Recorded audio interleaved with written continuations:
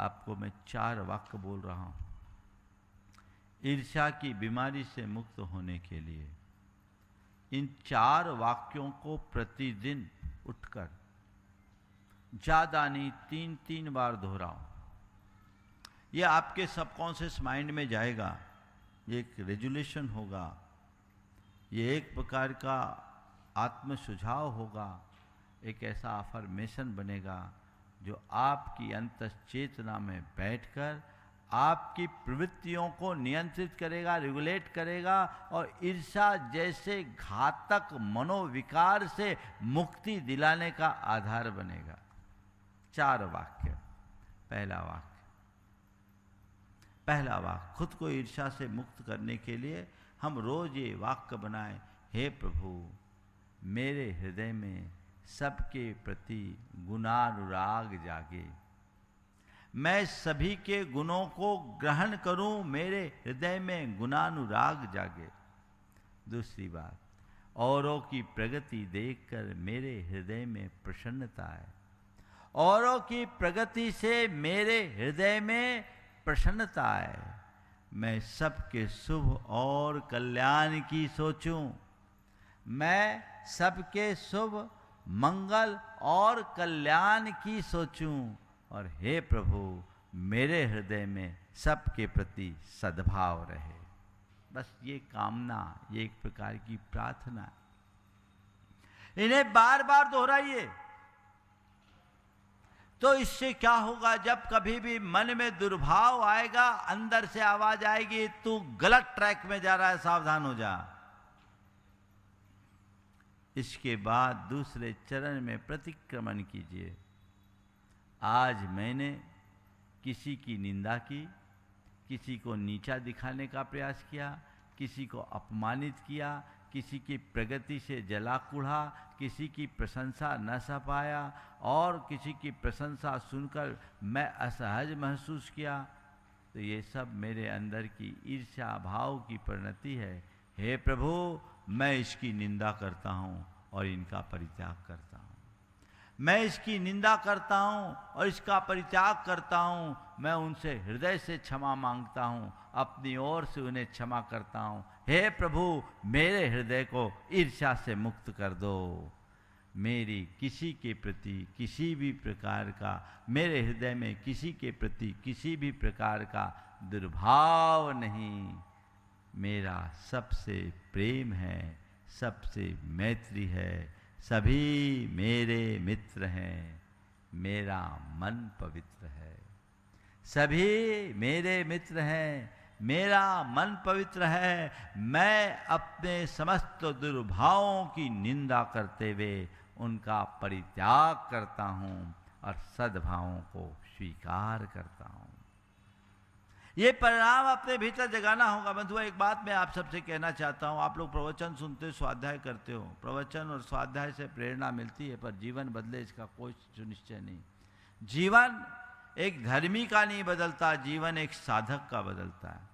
आप धर्मी हो इसे पर्याप्त मत मानो, धर्मी होने के साथ साधक बन जाओ, ट्रांसफॉर्मेशन होगा, रूपांतरण होगा, सोच की दिशा बदलेगी, चिंतन की धारा बदलेगी, आमूल चूल परिवर्तन होगा। धर्मी से साधक बनने के लिए पढ़ी और सुनी हुई बातों को प्रयोग में लाने की आवश्यकता होगी। जब तक आप उन्हें प्रयोग में नहीं लाएंगे जीवन में परिवर्तन नहीं हो सकता, तो उसे प्रयोग में लाने का सत्प्रयास कीजिए।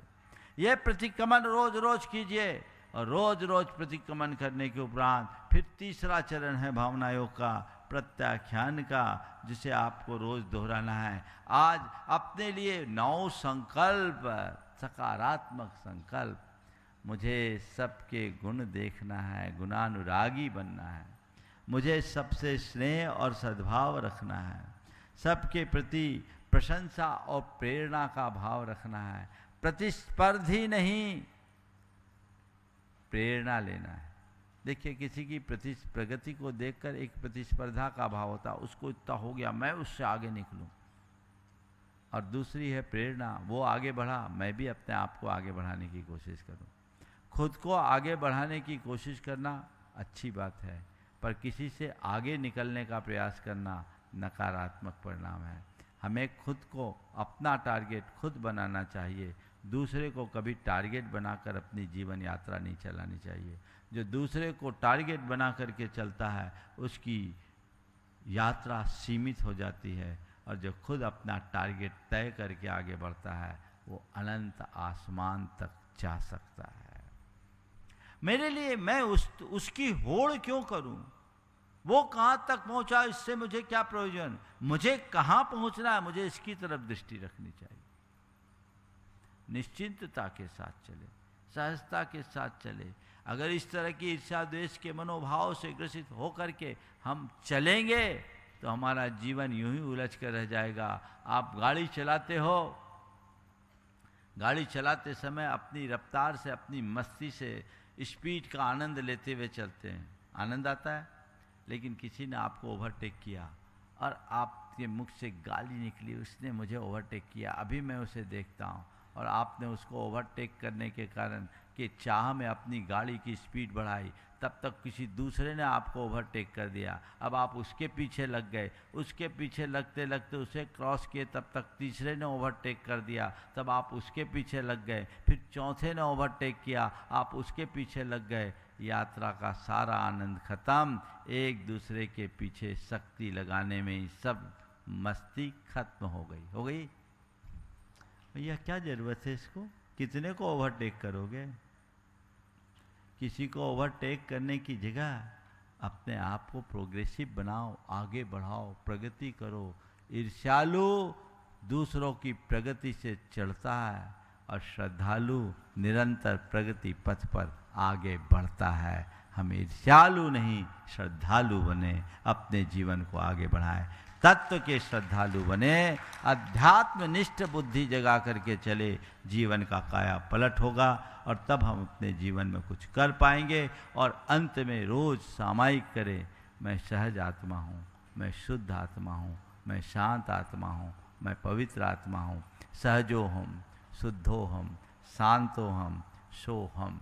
ये ध्वनि अंदर गूंजेगी, अध्यात्म का स्पर्श होगा, कोई फर्क नहीं पड़ेगा, कोई फर्क नहीं पड़ेगा। लेकिन छोटी छोटी बातें पकड़ में आ जाती है। लोग काम, क्रोध, लोभ, मोह जैसे दुर्भावों से ग्रसित होते हैं, उनसे प्रेरित होने के कारण पल पल में नकारात्मक प्रतिक्रियाएं देते हैं, और वो प्रतिक्रियाएं जीवन का पतन कर डालती है।